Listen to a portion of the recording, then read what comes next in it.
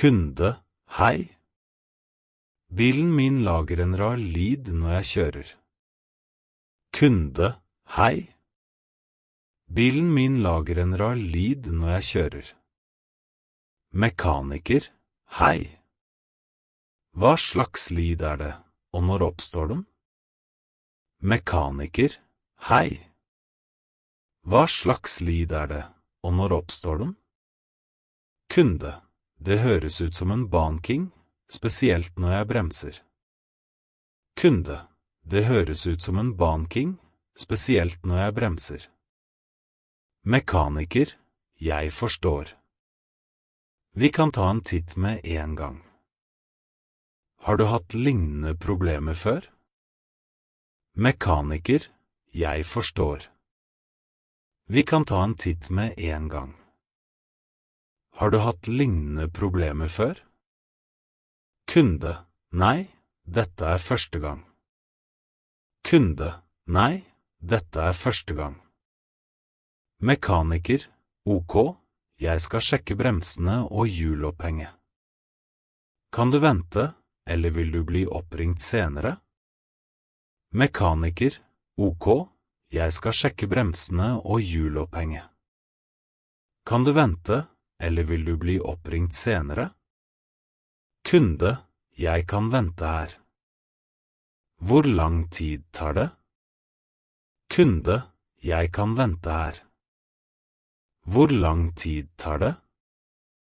Mekaniker, rundt 30 til 40 minutter.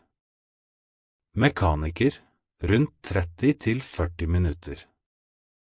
Mekaniker, jeg har funnet problemet. Bremseskivene slitte og må byttes. Mekaniker, jeg har funnet problemet. Bremseskivene slitte og må byttes. Kunde, ok. Hvor mye koster det? Kunde, ok. Hvor mye koster det? Mekaniker, rundt 4.000 kroner, inkludert deler og arbeid. Mekaniker, rundt 4.000 kroner, inkludert deler og arbeid. Kunde, det høres greit ut. Kan dere fikse det i dag? Kunde, det høres greit ut. Kan dere fikse det i dag? Mekaniker, ja, vi kan begynne med en gang. Det tar cirka 2 timer. Mekaniker, ja, vi kan begynne med en gang. Det tar cirka 2 timer. Kunde, flott, tusen takk. Kunde, flott, tusen takk. Mekaniker, mens vi jobbet med bremsene, la vi merke til at oljenivået også veldig lavt. Mekaniker, mens vi jobbet med bremsene, la vi merke til at oljenivået også veldig lavt. Kunde, å, det visste jeg ikke. Trenger bilen oljeskift? Kunde, å, det visste jeg ikke. Trenger bilen oljeskift? Mekaniker, ja, det anbefales. Det en stund siden forrige service, ikke sant? Mekaniker, ja, det anbefales. Det en stund siden forrige service, ikke sant? Kunde, det stemmer, det over 1 år siden. Kunde, det stemmer, det over 1 år siden. Mekaniker, skal vi ta oljeskift samtidig? Det tar bare 15 minutter ekstra. Mekaniker, skal vi ta oljeskift samtidig? Det tar bare 15 minutter ekstra. Kunde, ja, gjerne. Hva koster det? Kunde, ja, gjerne. Hva koster det? Mekaniker, 1200 kroner, inkludert olje og filter.